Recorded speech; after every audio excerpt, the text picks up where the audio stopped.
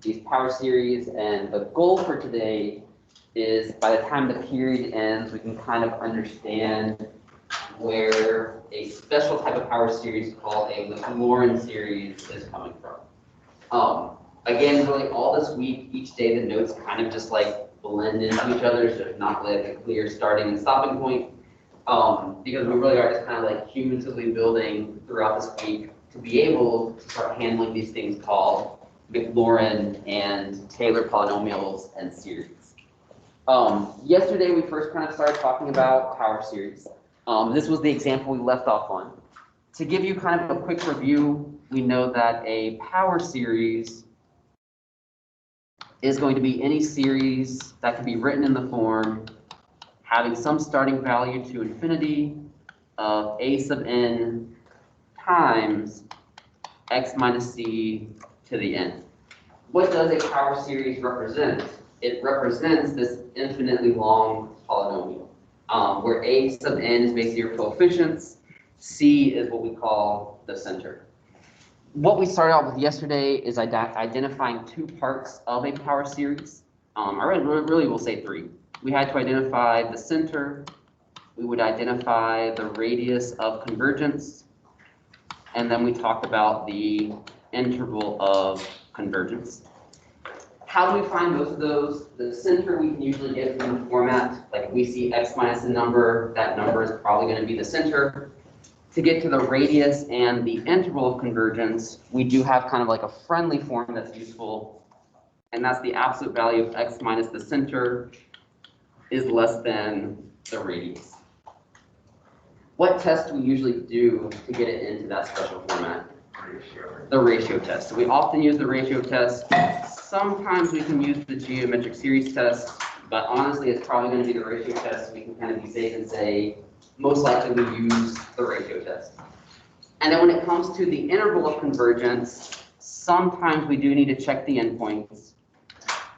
If there are like actual clear endpoints, sometimes though there aren't any clear endpoints, there's nothing to check. So to kind of show you the one that we left off on, because it was towards the end of class, we had this series that we were looking at. And in this series, we did the ratio test. We took that limit, and that limit we saw was d and e, which is greater than 0, which meant that this never converged. So we just had the center, but we did not have an interval of convergence. So we didn't have to worry about checking the endpoints for that. I just have two more that we're going to look at today before we move on to the next topic, and it is this one. So again, if we want to find the radius and the interval of convergence, that's actually a long problem. Like it's a short question, but there's a whole lot of stuff going on that you have to do for a question like this. Some questions the work ends up being shorter, some questions the work does end up being a little bit longer. How do we start it off? We already said if we want to try to identify that center and the radius, always need to find the radius first before you attempt to find the interval. You are going to have to do the ratio test. Do want to make sure you do good notation. So the ratio test is as n goes to infinity, it's a sub n plus 1 over a sub n. So we're taking the limit as n goes to infinity. I see there's kind of like two things going on here, so I'll draw two fractions. A sub n plus 1, that will be x raised to the n plus 1 over n plus 1 factorial. Dividing by a sub n is the same thing as multiplying by its reciprocal. So the n factorial will be up top, and x sub n is going to be in the denominator. And then we want to take the limit of this. It is helpful to kind of simplify it first before you go in and take the limit. So I have the limit as n goes to infinity. X of n plus 1 divided by x to the nth power is going to give you what when you reduce it? X. Just x. N factorial over n plus 1 factorial is going to give you what when you simplify it? 1 over n plus 1. And now we want to take the limit. So again, we're going to treat x like a constant because n is the one that is changing. N is the one that is going to infinity. As n is going to infinity, what do we know that this limit is going to be going towards? 0. The denominator has n in it. N is getting exceptionally large. it's going to 0. Is there really any way for this limit to not go to 0? No. Ben shaking head, no. Like x over n plus 1, n is always going to infinity. The denominators are always getting larger. This is always going to be less than 1, no matter what you do. If it is always less than 1, what can we say about the convergence of this series? It's always convergent. And it is absolutely. But it does always converge. So if it does always converge, what are we going to say the radius of convergence is going to be? Infinity. What is going to be the center for this one? 0. And some people think it's 0 because they're like, well, what's halfway between negative infinity and positive infinity? They want to say 0. And like, technically, no.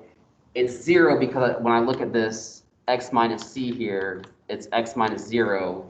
This series is centered at 0. So it does have a center at 0, but the interval of convergence, which is what it asks us to find, is from negative infinity to positive infinity. This is a special one that we'll see eventually by Thursday what it is. This series actually converges to a value. It is always going to be the same thing as e to the x, which is kind of cool. Don't need to know that now, but that series is the equivalent to the graph of e to the x. Questions on that problem? How did you get that the radius is infinity?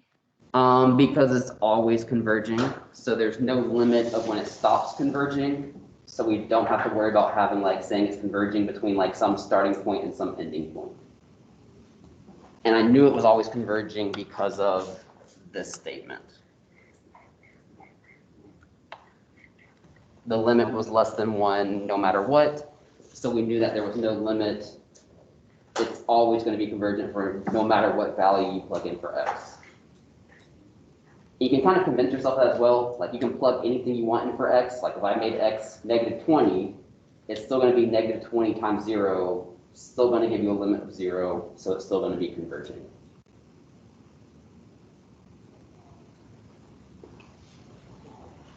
Try this one for me. This question, again, is a very common AP question, first response question. If your AP exam happens to have a question like this and you do it all correct, you're probably earning 5 out of 9 points for that question, which is well on your way to like an easy 4 or 5 on the AP exam. So like it's easy stuff, you just have to remember to do everything. I'm going to put some steps up here for those of you who like having steps, but again, the basic process, when you see that question, find the radius and the interval of convergence. First step is you are going to start off by using the ratio test.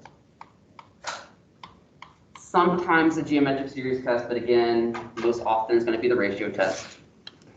And then a useful form to know is, of course, the absolute value of x minus c is less than r. And then if you get it in that form, you're going to use the c and the r to find the endpoints.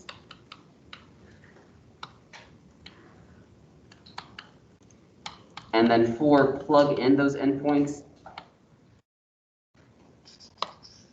Plug in endpoints.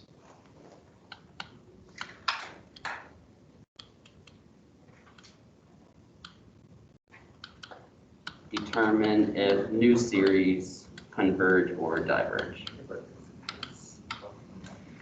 And again, these questions are expected to take a lot of time because there's a lot of stuff kind of going on to get to the answer. And I'm actually going to give me a lot more space for that.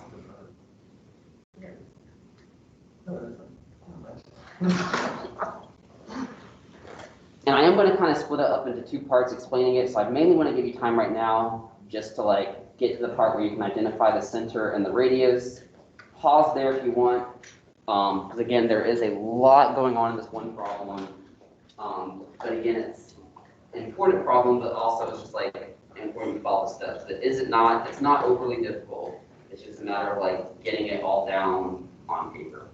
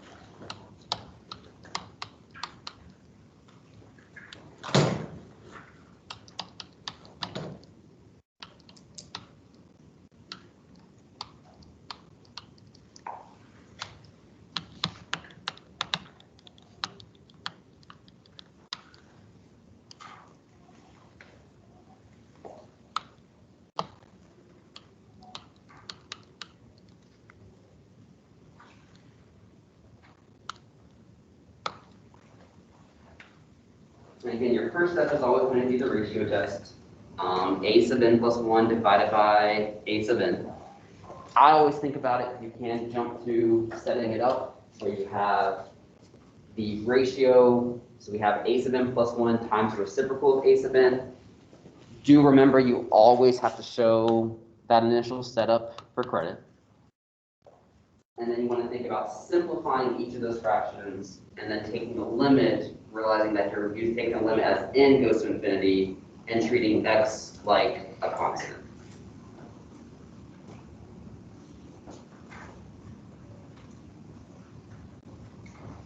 And so looking at this one, take the limit. That first fraction, I have -1 to the n plus 1 divided by -1 to the n.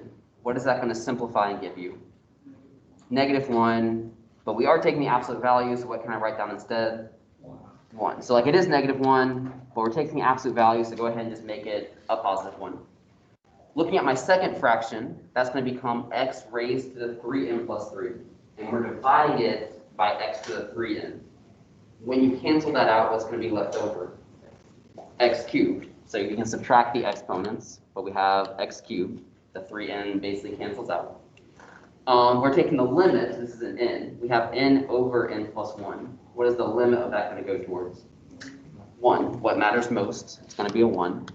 And then finally, that last fraction, e to the n over e to the n plus 1, which is going to give you just what? 1 over e. So let's take the limit. N is going to infinity. Are there any n's left in that? No. So what is going to be the answer to your limit? Those are just like the constants left over. What is left over? We have x cubed over e. If this is converging, so like it didn't go to 0, so it's not always convergent, but if this does go to 0, what do I want that to be? Less than 1. And notice I did put absolute values around it because that x could be positive or negative. And then I want to remember that useful form. So from the ratio test, we got down to that point. Now we just need to manipulate it into that friendly form to identify the center and the radius. And then once we identify the center and the radius, I can use that to find the endpoints and do like the second part of that problem. So solving that one, I wrote 0 there, and y'all said less than 1, so let me fix that. Cool. Less than 1. What do I want to do algebraically first? Multiply by e. So I would have x cubed is less than e. Again, the friendly form is x minus c. So what would I need to do next algebraically? Take the cube root. So I have the absolute value of x is less than the cube root of e. So what will be the radius of this?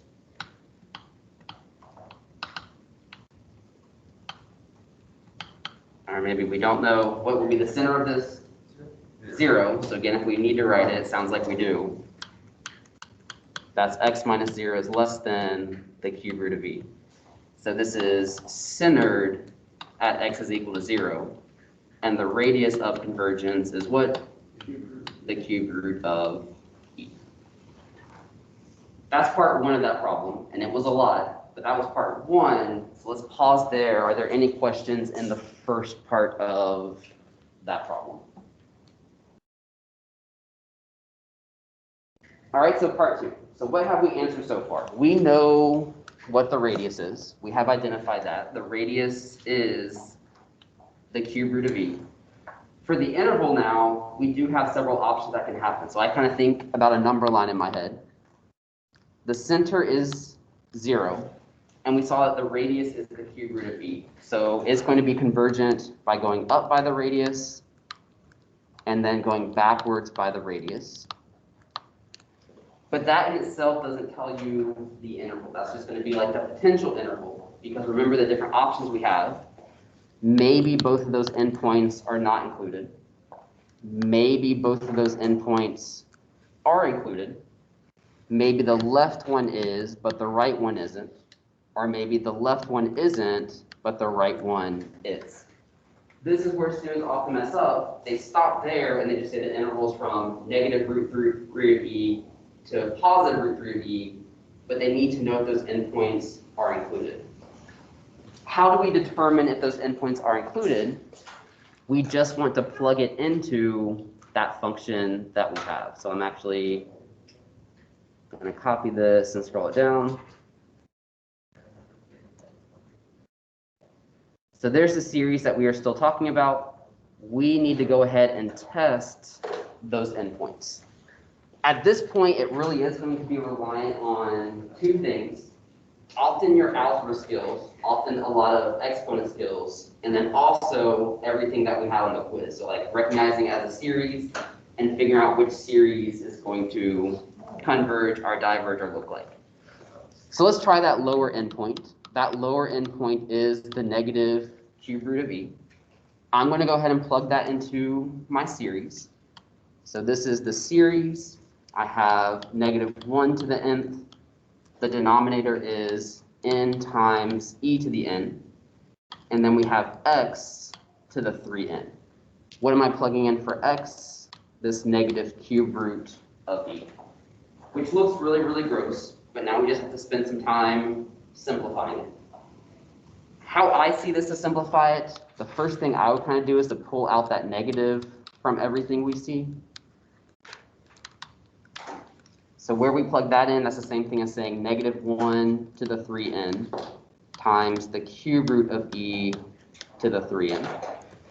And yeah, I know I can do that because you can distribute exponents across a product or a quotient.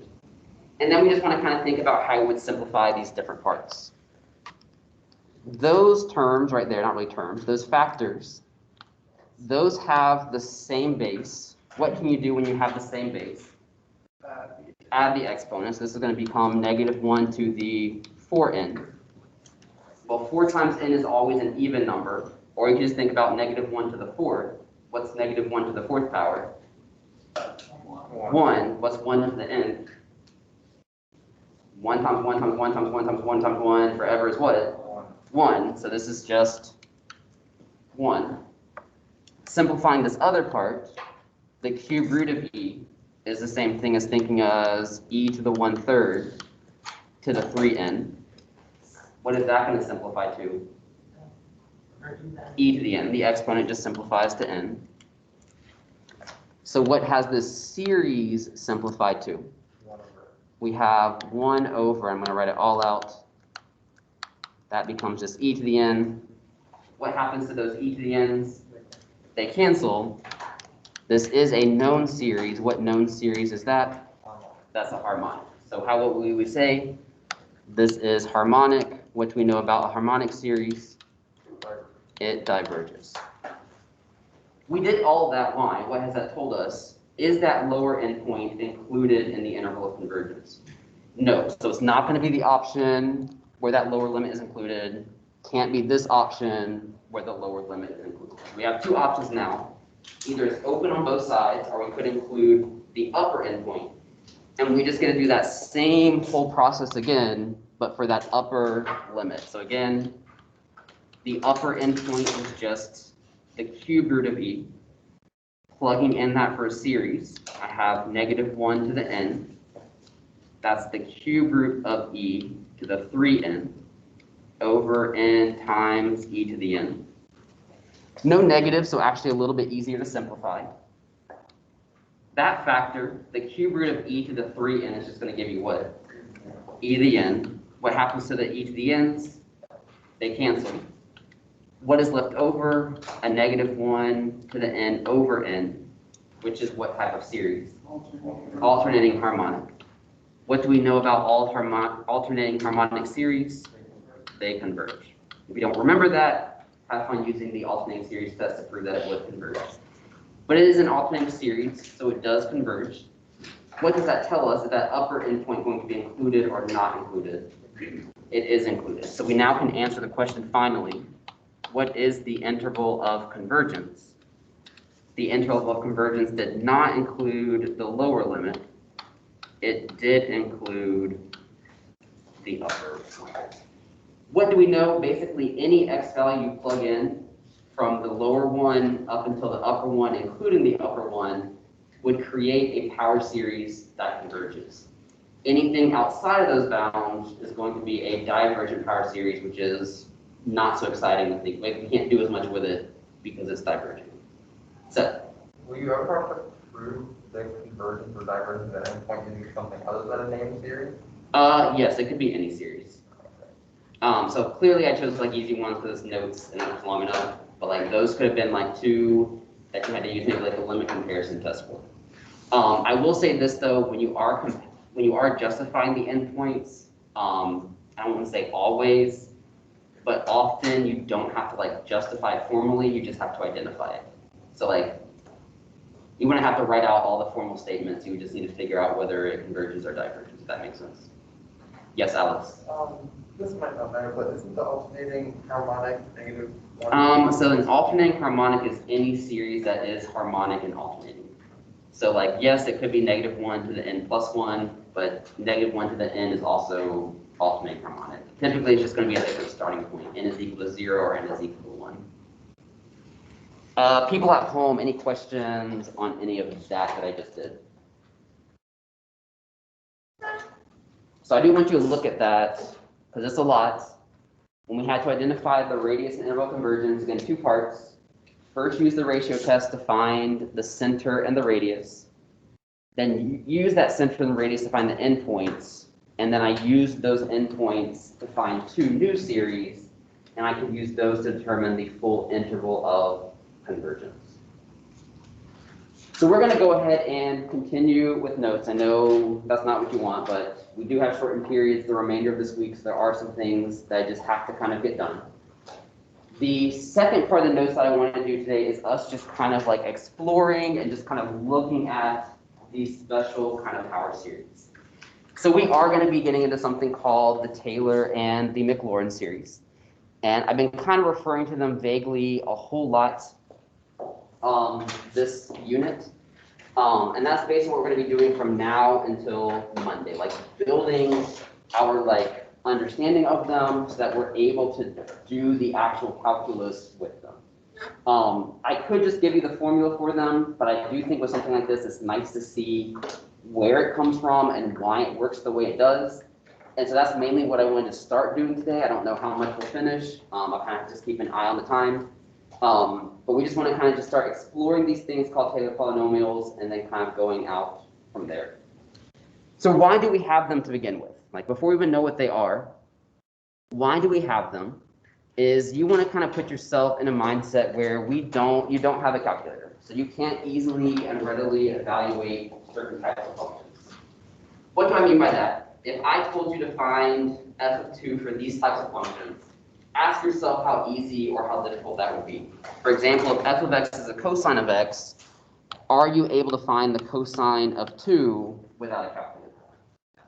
No. We have learned some methods to approximate it in calculus. What are some methods of approximation we have learned? We have Euler's method that can approximate it. What else have we learned? Tangent line approximation. Taylor and Maclaurin polynomials are going to be another approximation. They're probably the most accurate approximation, but it's going to be just another kind of approximation we can use. Same thing for the sine function. Can we find the sine of 4 without a calculator? No. Can we find, plugging in 2, the natural log of 4 without a calculator? No. Can we find e squared without a calculator? No. But looking at this last one, can we find f of 2 without a calculator? Yes. And so the question I kind of ask you, so like we can easily plug it in and simplify it if needed, what makes that last one easy to evaluate without a calculator?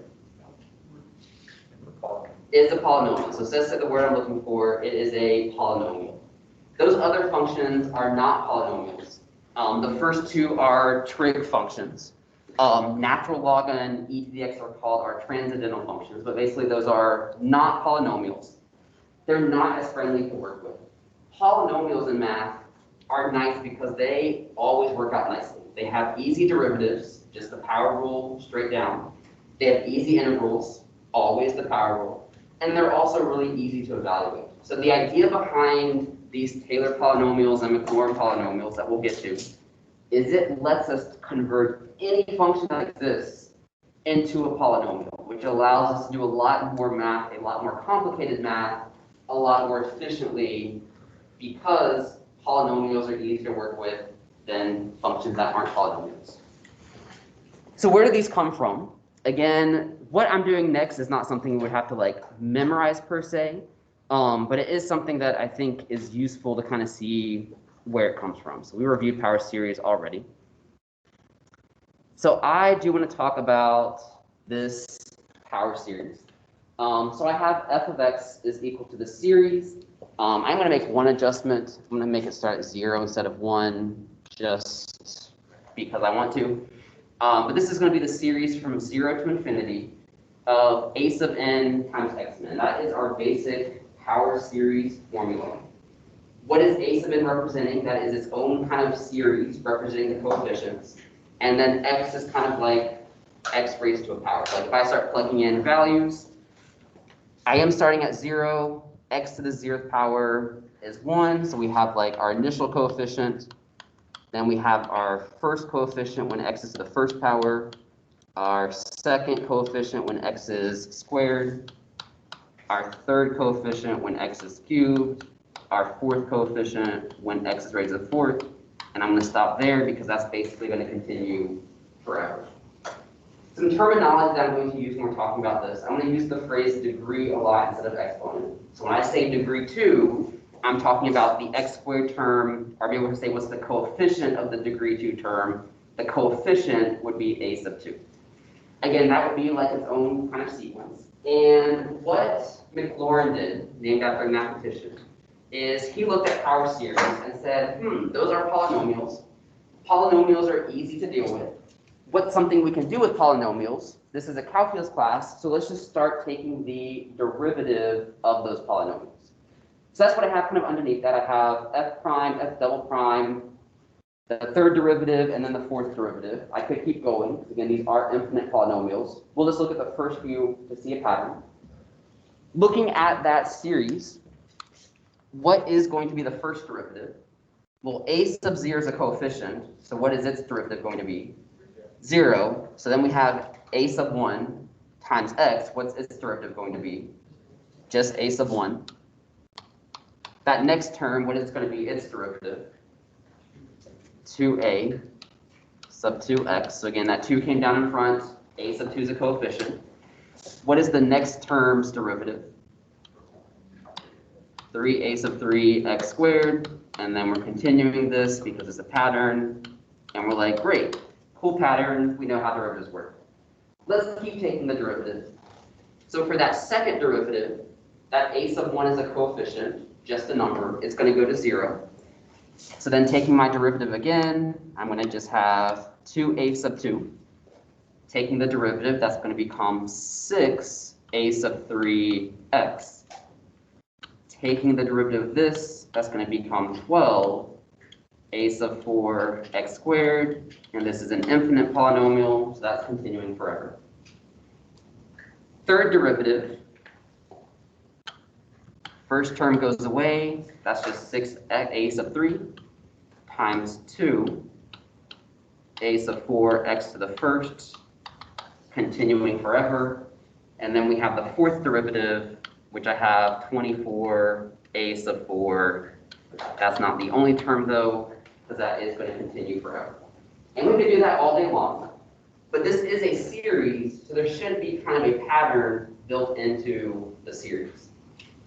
The way that I want us to recognize that pattern, so when we look at that original sequence, what's often important with a polynomial is the terms. So like when we see these terms, those are the coefficients of the individual terms. So you have the constant, you have the x term, the x squared term, the x cubed term, et cetera, et cetera.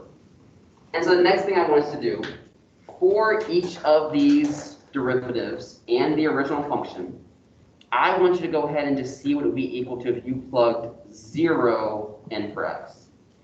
Why am I plugging in 0? This is just an easy number to plug in right now. Technically, I could plug in any number. I just want to do 0 because it is easy to deal with. So basically, when we're looking at this, I'm going to kind of zoom out a little bit.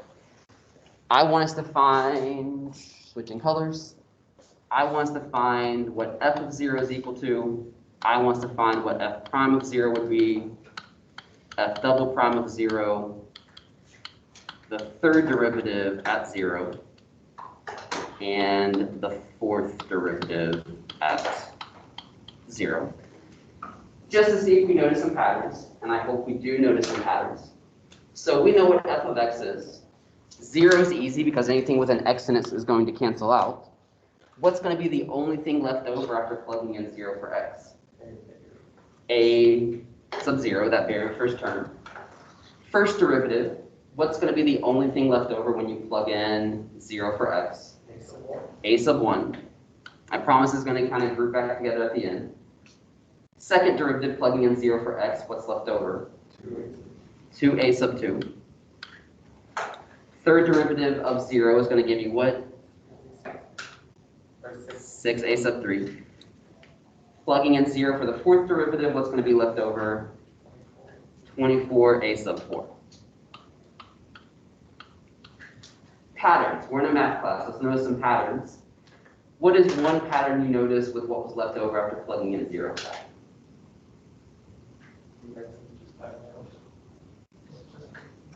The size of the x went away, that's obvious. Where's some other patterns? The constant, so let's look at this one. So when I had a sub 0, that was like the original function. For f prime, I had a sub 1. F double prime, I had a sub 2, which that kind of makes sense. What pattern do you notice with the coefficients in front of the a sub 1? Say it, how's... It follows the factorials. It follows the factorials, that's what I'm hoping we see. It follows the factorial. So we think about this one, 24 is what factorial? 4 factorial, 4 times, or 3 times 2 times 1, which makes sense, because you just keep taking the derivative, that coefficient just kept coming down in front. Where did the 6 come from? 3 factorial. Where did the 2 come from? 2 factorial. There's a 1 here, where would that come from? 1 factorial. There's technically also a 1 here, but where did it come from? 0 factorial. And so we can kind of keep predicting what that would happen. Like if I wanted to figure out what was the 9th derivative of 0, like you could work your way and figure out what it's going to be. But what Maclaurin did is he said, well, let's just figure out how to find those coefficients. So ultimately what I have highlighted, that's what's important. We want to find the coefficients of this polynomial. So how can we find the coefficients of that polynomial? I'm going to kind of keep scrolling over. That initial coefficient, a sub 0, would be equal to, just think of this as an equation to solve. It is the original function at 0 divided by 0 factorial. That initial coefficient, a sub 1, what formula could you use to find that first coefficient of f of x? It's the first derivative of 0 divided by 1 factorial. I think we're seeing the pattern. How can you find that second degree 2 term? It's the second derivative of 0 divided by 2 factorial. And we can kind of continue that pattern. The degree 3 term is the third derivative divided by 3 factorial. The degree 4 term is the fourth derivative of 0 divided by 4 factorial. And that's what Maclaurin kind of noticed. We could kind of go further. So for example, this f of x, what if I wanted to find the coefficient of the degree 22 term? How would you find the coefficient of the degree 22 term? It would be the 22nd derivative, yeah, which we don't really want to find, of 0 over what factorial? 22 factorial. What would be the x variable after that? X to the 22nd power. So we can kind of start building these coefficients with as many terms as we want. So what that leads us to, and this is where I'm going to kind of stop today, and we'll kind of finish it tomorrow, and kind of like a cliffhanger, maybe not that exciting, but a cliffhanger. But it's going to basically how we're going to create what we call our Maclaurin and our Taylor polynomials. If you're using your surface, like those boxes actually just drag, and you can kind of just move it. These are the two formulas you want to kind of understand. So I use the words not really interchangeably, but they really are related. A Maclaurin polynomial is always going to be centered at 0. So what we technically just proved was the Maclaurin polynomial, where it is centered at 0. Taylor came around and was like, hey, what Maclaurin did is pretty cool, but let me just expand it for being centered everywhere else but 0. So his is centered at any number, what we have our C there, which is why we see that x minus C in it. And you can kind of see where that formula comes from. So I use that P there in front, P sub K, because this is representing a polynomial. And what we're going to focus on tomorrow, because I definitely don't think I can fill it in all today, is if I give you a function, say y is equal to e to the x, how can we convert that function into a polynomial? And that's where our good friends McLaurin and Taylor is going to come into play. So they really are related. Technically, a Maclaurin is a type of Taylor polynomial, just centered at 0. But Taylor is kind of like the overarching idea of these special series.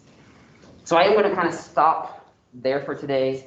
Tomorrow we'll just kind of keep moving along through these notes. It's a lot, but then also like not a lot at the same time. It really is going to be just like a lot of patterns. And you'll see when we start doing it, it's just like take a derivative, plug in a number, take a derivative, plug in a number, divide it by a factorial. Like it's pretty straightforward.